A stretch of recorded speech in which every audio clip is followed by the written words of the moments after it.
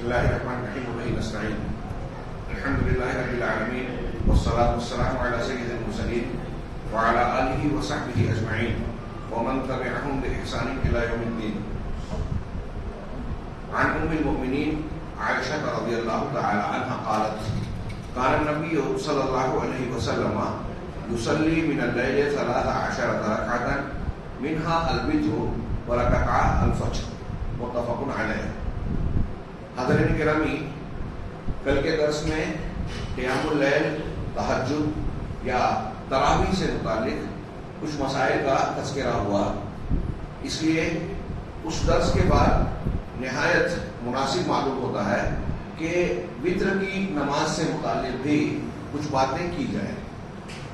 ہمارا اس ضمن میں ایک قاعدے اور ضابطے کا تذکرہ کروں شرعی کہ اللہ تبارک و تعالیٰ نے یا رسول اللہ صلی اللہ علیہ وسلم نے اگر ہمیں کوئی عبادت کا حکم دیا ہے تو اس عبادت کے سارے تفصیلی احکامات، متعلقہ امور کو صاف صاف بیان کیا. اور یہی وجہ ہے کہ عبادات کے معاملے میں اصول ہے، اس کی دوسری دلیلیں بھی ہیں. یہ ایک پہلو بھی ہے کہ جو عبادت شریعت نے دی اس کے احکامات بھی شریعت ہی دے گی. اگر کوئی شخص عبادت کی کوئی بھی چیز اپنی طرف سے کرتا ہے جو قرآن حدیث میں نہیں ہے تو وہ بدعت ہوتی ہے. عبادات میں جب تک حکم نہ ہو کوئی عمل ہم نہیں کر سکتے. یہ بالکل مسلمہ اصول ہے. لہذا اس کی پابندی ہوگی کہ ہم جب کوئی عبادت کرتے ہیں تو ہمیں سیکھنا چاہیے کہ اللہ اور رسول نے جب یہ حکم دیا ہے تو کس طریقے پر انجام دیا جائے. آئیے وطر، صلاۃ وطر سے متعلق چند احکامات اور اس کی اہمیت پر روشنی ڈالنے والی یہ 2-3 مختصر حدیثیں ہیں، ملاحظہ فرمائیں. میں نے ایک روایت پڑھی، ام المومنین حضرت عائشہ صدیقہ رضی اللہ تعالیٰ عنہ بیان فرماتی ہیں. وہ کہتے ہیں کہ نبی صلی اللہ علیہ وسلم رات میں 13 رکعتیں پڑھتے تھے. 13 رکعتیں. آپ ہی کا بیان بخاری مسلم کا کلام نے پڑھا کہ 11 سے زیادہ نہیں ہوتی تھی. تو یہ 13 کس طرح سے کہا آپ اس خود وضاحت کرتے ہیں. منہا الوتر، ان میں وتر بھی ہوتی، ورکعۃ الفجر، اور فجر کی 2 رکعت بھی ہوتی. گویا فجر کی 2 رکعت سنت کو رات کی نماز سے جوڑ کر اس کو 2 بڑھا دیا. اس اعتبار سے 8 رکعت تہجد، قیام اللیل، اور رمضان میں جس کو ہم تراویح کہتے ہیں، جس کو اللہ تبارک و تعالیٰ نے اس امت کی سہولت کے لیے اول لیل میں جماعت کے ساتھ گویا مشروع کر دیا رمضان المبارک میں. اللہ کے نبی صلی اللہ علیہ وسلم نے 3 دن جو پڑھائی تھی اور عمر فاروق کے بعد سے رضی اللہ تعالیٰ عنہ یہ مسلسل ہر روز پڑھی جاتی ہے، پڑھائی جاتی ہے.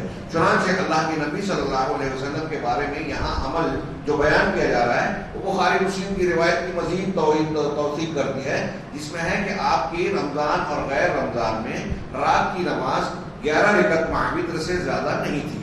یہاں بھی آپ یہی فرما رہی ہیں. یہ دوسری روایت ہے کہ آپ کی رات کی نماز 13 ہوتی تھی، 13 رکعتیں، جس میں وتر بھی شامل ہے اور 2 رکعت فجر کی سنت کی. حضرت ابن عمر رضی اللہ تعالی عنہ سے روایت ہے، وہ کہتے ہیں کہ ان رجلا سأل رسول اللہ صلی اللہ علیہ وسلم عن صلاۃ اللیل، ایک آدمی نے رسول اللہ صلی اللہ علیہ وسلم سے رات کی نماز کے بارے میں پوچھا کہ رات میں اگر نمازیں پڑھنا چاہوں تو کیسے پڑھوں، کتنی پڑھوں؟ تو آپ نے کہا صلاۃ اللیل مثنی مثنی، رات کی نماز 2 رکعت ہے، 2 رکعت پر سلام پھیر دینا چاہیے. فَإِذَا خَشِيَ أَحَدُكُمُ الصُّبْحَ، 2 رکعت آپ رات بھر مختلف پہر میں وقت میں نماز پڑھتے رہیں، لیکن جب تمہیں صبح کا اندیشہ ہو کہ اب صبح طلوع ہو جائے گی، صبح صادق نکل جائے گی، تو صلی رکعتا واحدا، تو ایک رکعت پڑھ لو. توتر لہ ما قد صلی، جس کے ذریعے سے تم اپنے پہلے کی ساری نمازوں کو وتر اور طاق بنا دو گے. اہل علم حکمت اسرار شریعت پر، شریعت میں جو اللہ نے اور رسول نے بتایا ہے اس میں کیا حکمتیں ہیں، کیا فائدے ہیں، مصلحتیں ہیں، اس پر گفتگو کرنے والے یہ کہتے ہیں کہ آپ غور کریں کہ فرض نمازوں میں بھی سب جفت عدد ہے. ظہر، عصر، عشاء کی 4 رکعت، فجر کی 2 رکعت. صرف مغرب ایسی ہے جو طاق عدد ہے. تو ان کا کہنا یہ ہے کہ حکمت استنباط ہوتی ہے، اس میں غلطی کا بھی امکان ہو سکتا ہے اور بھی دوسری حکمتیں ہو سکتی ہیں. تو وہ کہتے ہیں کہ فرض نمازوں کو یہ مغرب کی طاق عدد جو ہے پوری دن اور رات کی فرض نمازوں کو وطر بنا دیتی ہے، طاق عدد بنا دیتی ہے، اور اللہ تبارک و تعالیٰ کو طاق عدد پسند ہے۔ روایت ہے ان اللہ وطر ویحب الوطر، اللہ طاق عدد ہے، اکیلا ہے، اور وطر کو طاق کو پسند کرتا ہے۔ طاق عدد سمجھ گئے نا، طاق اور جفت، طاق سنگل کو کہتے ہیں، جفت ڈبل کو کہتے ہیں، جوڑے کو۔ تو اللہ کو طاق عدد پسند ہے۔ تو اب مغرب کی 3 رکعت ہونے سے، جب معراج سے پہلے دیگر نمازیں بھی 2 رکعت تھی، تب بھی مغرب کی 3 تھی، اور جب ظہر، عصر، عشاء 4 ہو گئی، تب بھی مغرب کی 3 ہی فرض رہی۔ اس لیے کہتے ہیں کہ یہ مغرب کی 3 گویا دن اور رات کی 5 نماز کو طاق عدد بنا دیتی ہے۔ ایسے ہی صلاۃ وطر جو ہے، جو ہم وطر کہہ کر رات میں پڑھتے ہیں، یہ دن اور رات کی تمام سنتوں اور نفل نمازوں کو وطر بنا دیتی ہے۔ یہاں اس حدیث میں ایک چیز تو یہ معلوم ہوتی ہے کہ 1 رکعت وطر پڑھ سکتے ہیں۔ کل ہم نے جو بخاری مسلم کی روایت پڑھی تھی اس میں بھی اس کا ذکر ہے، اور امام بخاری یا اللؤلؤ والمرجان علی ما اتفق الشیخان میں بھی ترجمۃ الباب، باب کے عنوان میں یہ جملہ شامل تھا کہ 1 رکعت وطر بھی پڑھی جا سکتی ہے۔ امام شافعی، محدثین وغیرہ کا یہی موقف ہے۔ ہمارے یہاں بعض لوگ جیسے احناف کے مسلک میں یہ بات کہی جاتی ہے کہ کوئی نماز 1 رکعت نہیں ہے، ان کی یہ بات حدیثوں کے خلاف ہے اور قرآن کے بھی خلاف ہے۔ قرآن میں صلاۃ الخوف کے اور حدیثوں میں جو اس کے مختلف طریقے بتائے گئے ہیں، جنگ کے میدان میں نماز پڑھنے کا جو طریقہ، تو میدان جنگ میں جو جماعت سے نماز پڑھی جائے گی اس میں امام کی کئی شکلیں ایسی ہیں کہ امام کی تو 2 رکعت ہوگی، لیکن مقتدیوں کی 1 رکعت ہوگی۔ تو 1 رکعت کی گنجائش ہے، اس کا ثبوت ہے۔ ہم بلا وجہ یہ کہیں کہ 1 رکعت کوئی نماز ہے ہی نہیں، یہ صحیح نہیں ہے۔ تو وطر کی نماز، وہ بھی جو 3 پڑھتے ہیں نا، اہل علم نے بیان کیا کہ اگر آپ کہہ رہے ہو کہ 1 رکعت نہیں ہے، اب وطر کی نماز کے جو طریقے ہیں ہمارے یہاں آپ دیکھتے ہیں کہ جو اس مسجد میں پڑھی جاتی ہے 3 رکعت، تو 2 رکعت پر سلام پھیر کے پھر 1 پڑھتے ہیں، تو تینوں ہم وطر کہتے ہیں، لیکن حقیقت میں دیکھا جائے تو طاق عدد تو وہ ایک ہی ہے نا۔ آپ کتنی بھی پڑھ لیں، 100 رکعت پڑھ لیں، اس سب کو طاق بنانے والی آخر میں 1 ہی رکعت ہوگی جو اللہ کے رسول صلی اللہ علیہ وسلم یہاں فرما رہے ہیں۔ تو وطر کا ایک طریقہ پڑھنے کا وہ ہے، یہاں طریقے کا ذکر آ گیا تو اس کی بھی وضاحت کر دوں۔ جو ہمارے یہاں پڑھی جاتی ہے 3 رکعت پڑھنا ہے، تو مغرب کی طرح پڑھا جائے کہ دوسری رکعت میں بھی تشہد ہو، لیکن پھر اس میں سلام کرنا ہوتا ہے۔ مغرب کی طرح بغیر سلام کیے ہوئے کھڑے ہو کر نہیں پڑھ سکتے، یا تو سلام کر کے پھر 1 رکعت پڑھی جائے جیسے ہمارے یہاں پڑھتے ہیں آج کل، اور ہمارے شہر مالیگاؤں میں زیادہ تر مسجدوں میں ہمارے یہاں اس طرح پڑھتے ہیں کہ پہلی رکعت میں بھی تشہد نہیں، دوسری میں بھی تشہد نہیں، بغیر سلام پھیرے دونوں رکعتوں میں بغیر تشہد کے سجدے سے اٹھ کر اگلی رکعت شروع کر دی جائے، اور پھر تیسری رکعت میں تشہد کر کے سلام پھیرا جائے۔ یہ وطر کا طریقہ۔ اسی طریقے سے وطر کی نماز جیسے 1 پڑھ سکتے ہیں، 3 پڑھ سکتے ہیں، ایسے ہی 5، 7 اور 9 تک پڑھ سکتے ہیں۔ اس کا ثبوت نبی کریم صلی اللہ علیہ وسلم سے ہے کہ 8ویں میں سجدہ سلام پھیر دیا، پھر 1 رکعت پڑھ کے وطر کر لیا۔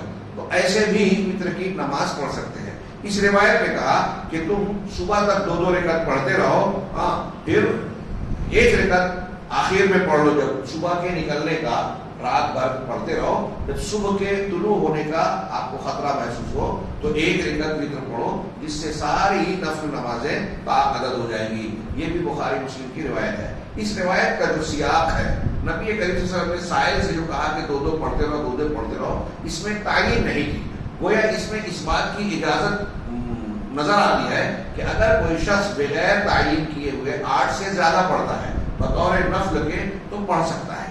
جس طریقے سے ہمارے یہاں کچھ لوگوں نے یہ غلط طریقہ نکال لیا کہ ضعیف روایت کی بنیاد پر 20 رکعت تراویح متعین کر دی، 8 سنت ہے جانتے ہوئے بھی 20 کو باندھتے ہیں ضعیف کی بنیاد پر، اور جب سنت ایک چیز ہو گئی تو میں نے کہا کہ عبادات میں اپنی طرف سے کوئی چیز متعین اضافہ نہیں کیا جا سکتا۔ ایسے ہی ہمارے یہاں کچھ لوگ بڑی شدت اختیار کرتے ہوئے یہ کہتے ہیں کہ جب نبی کریم صلی اللہ علیہ وسلم نے 8 ہی پڑھی تو اب اس سے زیادہ نوافل پڑھنے کی کوئی گنجائش نہیں ہے۔ جو لوگ یہ کہتے ہیں وہ اس روایت کو دیکھیں، نبی کریم صلی اللہ علیہ وسلم سے وطر کے بعد بھی 2 رکعت کے پڑھنے کا ثبوت موجود ہے، اس روایت کو دیکھیں جس سے بیان جواز سمجھ میں آتا ہے۔ اور تیسری چیز، صحابہ کرام رضوان اللہ علیہم اجمعین سے یہ عمل ثابت ہے کہ انہوں نے رات کی نمازوں میں بطور نفل جو ہے وہ 8 سے زیادہ پڑھی۔ میں نے اس سے پہلے ذکر کی کہ 36 کسی نے پڑھی، 40 پڑھی، 20 پڑھی، الگ الگ تعداد میں پڑھی. تو ایک شخص اگر بغیر متعین کیے ہوئے نوافل زیادہ سے زیادہ پڑھتا ہے تو اس سے منع نہیں کیا جائے گا. متعین نہیں کیا جا سکتا کہ فیس کر کے روزانہ اتنی ہی پڑھوں گا، تو یہ چیز شریعت میں متعین کرنا ہو جائے گا، اضافہ ہو جائے گا. بہرحال یہ ایک دوسرا مسئلہ کہ 2 رکعت میں بغیر تعین کے پڑھ سکتے ہیں. ایک روایت یہ ہے حضرت ابن عمر رضی اللہ تعالیٰ عنہ کی، نبی صلی اللہ علیہ وسلم کا اشارہ، یہ بھی بخاری مسلم کی حدیث ہے کہ اجعلوا آخر صلاتکم باللیل وترا، اپنی نماز رات کی آخری نماز وتر کو بناؤ، آخری نماز وتر کو بناؤ. یہ استحبابی حکم ہے، یعنی اگر کوئی شخص جاگ رہا ہے یا اسے یقین ہے کہ میں رات کے آخری پہر میں جاگوں گا، نفل نمازیں پڑھوں گا، تہجد پڑھوں گا، تو اس کے لیے بہتر اور اولا ہے کہ وہ وتر کی نماز آخر میں پڑھے.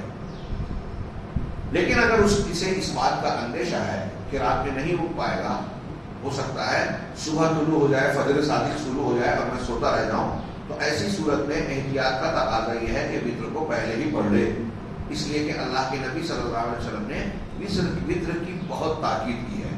سیدنا ابوبکر صدیق رضی اللہ تعالیٰ عنہ سے بیان کیا جاتا ہے کہ وہ عشاء کی نماز کے بعد عام دنوں میں بھی وتر پڑھ لیتے تھے. کسی نے ان سے پوچھا کہ آپ تو رات میں تہجد کی نماز پابندی سے پڑھتے ہیں، پھر یہ وتر کیوں پڑھ لیتے ہیں؟ تو آپ نے کہا کہ نبی کریم صلی اللہ علیہ وسلم نے وتر کی بڑی سخت تاکید کی ہے.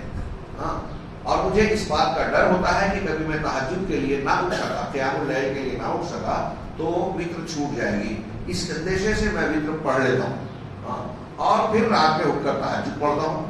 ان اعمال اور روایات سے یہ پتہ چلتا ہے. اور نبی کریم صلی اللہ علیہ وسلم نے بھی وتر کے بعد ایک مرتبہ 2 رکعت پڑھی، وہ یا بیانی جواز کے لیے کہ وتر کے بعد اگر کوئی چاہے تو نفل پڑھ سکتا ہے. ان ساری روایتوں کے مجموعے سے اور یہاں جو روایت ہم نے ابھی پڑھی کہ آخری نماز وتر کو بنانا چاہیے، یہی نتیجہ نکلتا ہے کہ اگر یقین ہے تو بہتر یہ ہے کہ آخری نماز وتر کو بنایا جائے. لیکن یہ فرض نہیں ہے. اگر کوئی پہلے سنت پڑھ چکا ہے، وتر پڑھ چکا ہے، تو اس کے لیے اب ممنوع نہیں ہو گیا. ہمارے یہاں کچھ لوگ سمجھتے ہیں کہ میں نے وتر پڑھ لی ہے، اب مزید نفل یا سنت نماز نہیں پڑھ سکتا. ایسا نہیں ہے، وہ ان کے بعد بھی پڑھ سکتا ہے. کچھ لوگ یہ پابندی سمجھتے ہیں.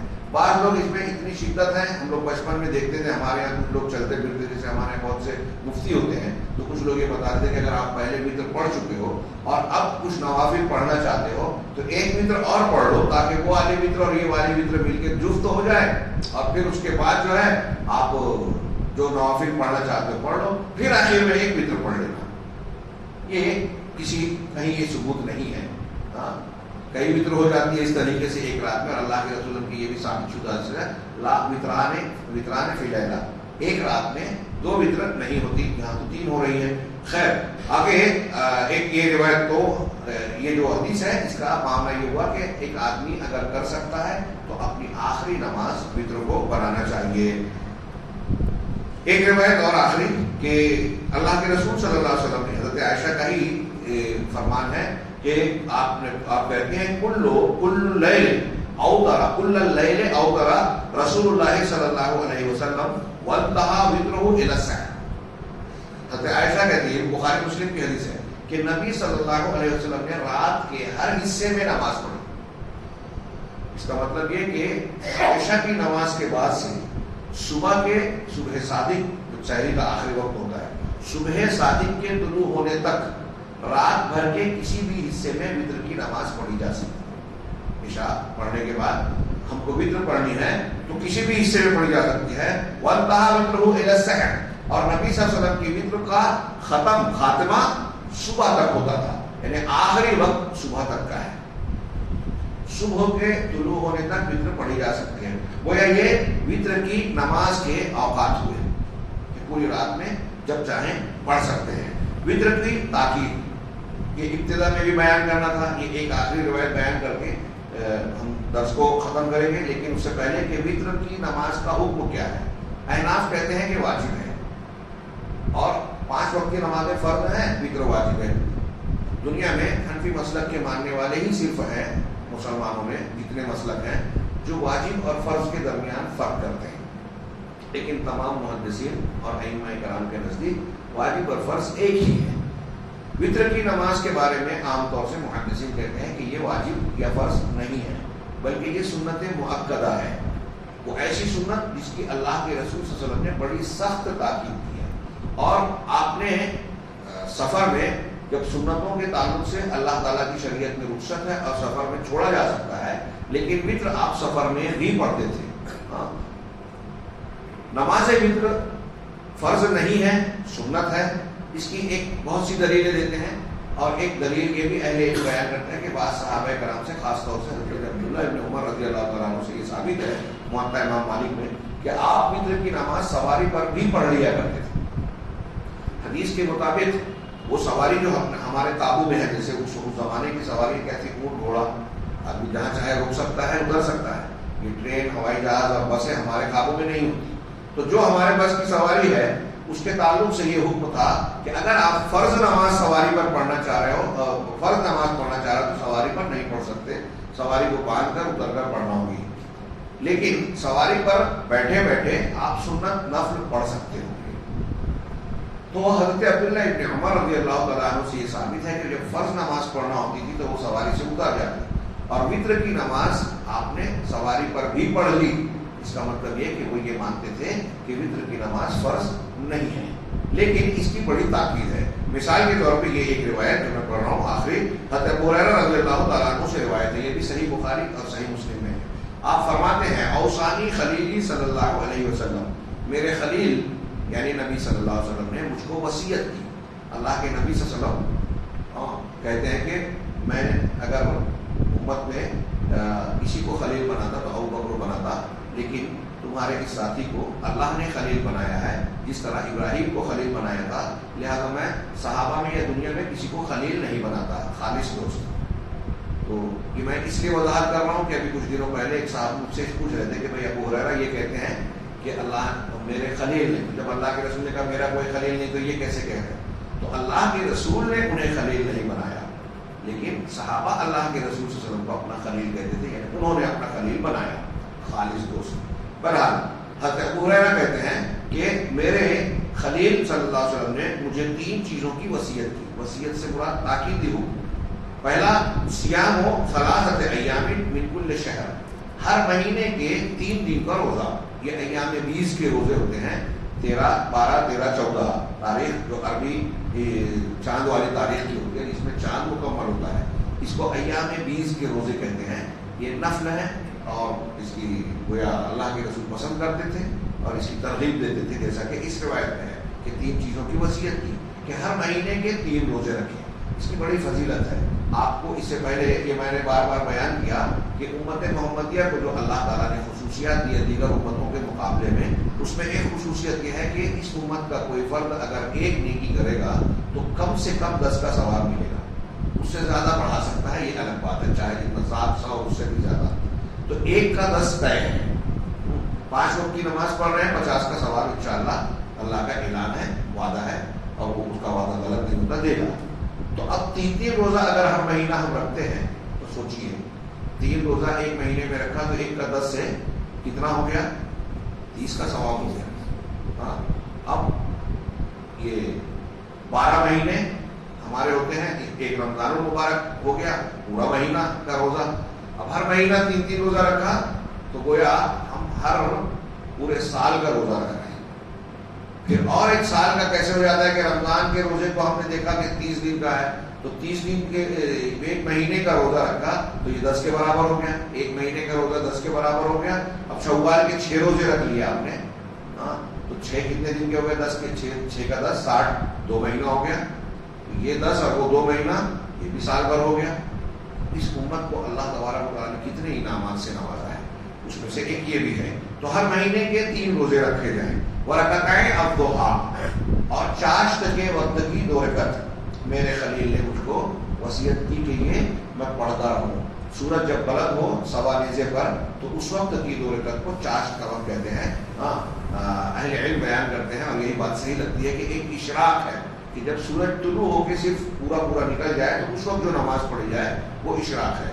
اور اس کی فضیلت کا میں نے اس سے پہلے درس میں ذکر کیا کہ کوئی فجر پڑھ کے بیٹھا رہے، ذکر و اذکار کرتا رہے اور یہ اشراق پڑھ لے تو اسے حج اور عمرے کا ثواب ملے گا۔ پوچھا گیا کہ اللہ کے رسول کیا پورا حج اور عمرہ؟ ہاں پورے حج اور عمرے کا ثواب ملے گا، ہاں اگر بیٹھے رہے، بات چیت نہ کرے وہیں اور اشراق پڑھتا ہے۔ اور صلاۃ الضحیٰ اس کے کچھ دیر کے بعد جو ہم جس وقت عید کی نماز پڑھتے ہیں وہ ضحیٰ کا وقت ہوتا ہے، چاش کی نماز کا وقت، اور یہ چاش کی نماز کا وقت اس وقت تک چلتا ہے زوال سے کچھ پہلے تک۔ جس کو زوال سے یہی نماز اگر زوال سے پہلے کچھ پڑھی جائے تو یہ صلاۃ الاوابین ہوتی ہے۔ صلاۃ الاوابین دینا ترمز الفصال حدیث ہے کہ اوابین کی نماز اس وقت ہوتی ہے جب اٹھنی کے بچے کے پیر جلنے لگے۔ عرب میں پتھروں پر جب دھوپ پڑتی تھی تو وہ 11-12 بجے زوال سے پہلے کا جو وقت ہوتا تھا اس وقت زمین خوب تپنے لگتی تھی اور اونٹنی کا بچہ پیر نہیں رکھ پاتا تھا، تو ہین ترمز الفصال والا لفظ ہے۔